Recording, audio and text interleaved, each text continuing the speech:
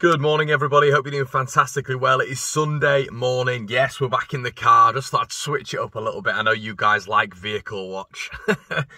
So here we are. We're back with the Rumour Mill again. Thank you so much for your views over the past sort of week. It's been incredible. You guys have been signed up to the Patreon as well, which is really good. I'm going to sort of bring some bonus content, I think. Yeah. Some bonus content's going to be on there, some bonus transfer content, my thoughts on who Leeds need to go for, just more specific things instead, you know. I mean, we're doing general news, aren't we? We do that on the Rumour Mill, but I want to bring specifics on what I think. So I'm going to be doing that on the Patreon, so check the link out in the description below if you want to do so, for some bonus content. Okay, let's get into it today. I want to discuss initially the move that Tyler Adams, okay? Now, we spoke about this with Filippo Silva of Tactical Manager TV, an American-based sort of YouTuber who's, fantastic on the Patreon account as well. Did an interview with him. Talking about this, the risk, really, of going to stateside. Now, I know we've got a lot of new American followers. Hello, everybody. And this isn't meant to offend anybody at all, because I think Brendan Aronson will be a really good addition. But me and Filippo were just talking, and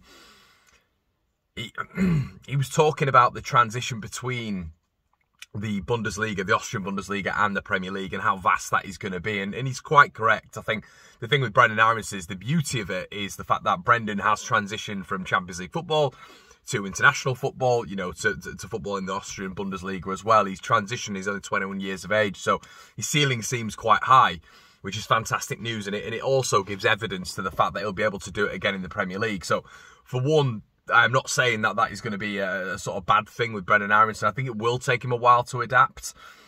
Filippo was actually saying that he shouldn't be a direct replacement for anybody that we've got in that sort of attacking lineup. And I think what he was trying to say is if you are selling Rafinha, Brendan Aronson simply can't be a replacement. Obviously, Brendan Aronson does play on the wing for the States, so you are hoping that Leeds maybe aren't thinking that.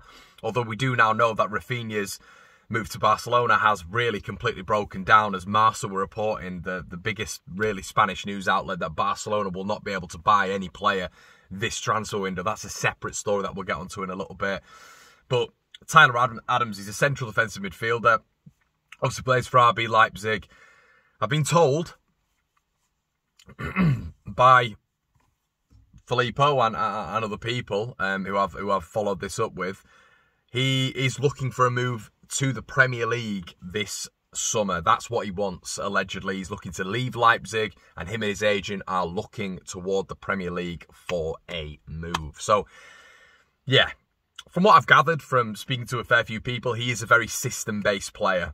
From what I've gathered as well a little bit of intel regarding Tyler Adams and doing a bit of research on him over the past week, he is a very system-based player. His numbers aren't staggering at all. He's more of a breaker-upper of play.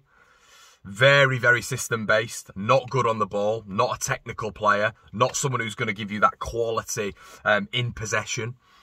So is this the way Leeds United are going? We've spoken about Brendan Aronson. We know that technically he's not gifted on the ball. We know, in possession he's not an overly technical player. We know that off the ball, his pressing, system-based, he's excellent at what he does. But what we maybe are expecting as Leeds fans with Brendan Aronson to give us something incredible on the ball is not going to happen. And that's probably similar to that of Tyler Adams. And I think a lot of American-based viewers would give me sort of maybe a little bit of backup in those terms. So, yeah, it's going to be interesting to see what happens. But Tyler Adams is looking toward the Premier League this summer. It would not surprise me whatsoever if that is Leeds United's next signing. It would not surprise me whatsoever. There's been rumours for a while. I've spoken to a couple of people who have told me that, Leeds will be looking at a couple of others who Jesse Marsch has managed before. He does fit the profile. I would like Tyler Adams if it was another body to Calvin Phillips. If we are playing a 4-2-2-2 system and Tyler Adams is maybe an upgrade on Adam Forshaw per se, and we keep Calvin Phillips in that role, brilliant. That's fantastic. A direct replacement for Calvin Phillips, from what I've been told, is a real downgrade, a serious downgrade. So, something to take into consideration. I'm seeing a lot of I can't wait to see Tyler Adams this, Tyler Adams that. But yeah, System-based player, not great on the ball, but is that what Leeds need anymore? It doesn't look like we are going to be a possession-based side anymore. It doesn't look like we're going to be, you know, trying to play out from the back anymore. So maybe a Tyler Adams style of player, you know, ugly football, but maybe effective football is what Leeds United should go for. If you want to catch more of the Tyler Adams chat, if you want to catch more of the transfer target chat stateside, please go check the Patreon video I did with Filippo. Link will be in the description below, as I keep saying. But yeah, interesting. Let me know what you think in the comment section below. American fans and just general fans, I'd be interested to see what your thoughts are on Tyler Adams, if you think that is a good move or if you think it's a bit of a weak move by Leeds United. As I say, his numbers for Leipzig aren't staggering. He doesn't stand out as someone from the Red Bull network that I'd think, bang, we should be going and getting him. Kamara, I mean, wow, what a player he is from the Red Bull network. He is someone who I look at and think, yes, please. But yeah, Tyler Adams, I don't know. As maybe someone as a sidestep to Calvin Phillips, someone who's going to be alongside him, okay, but definitely not a replacement. Okay, Rafinha.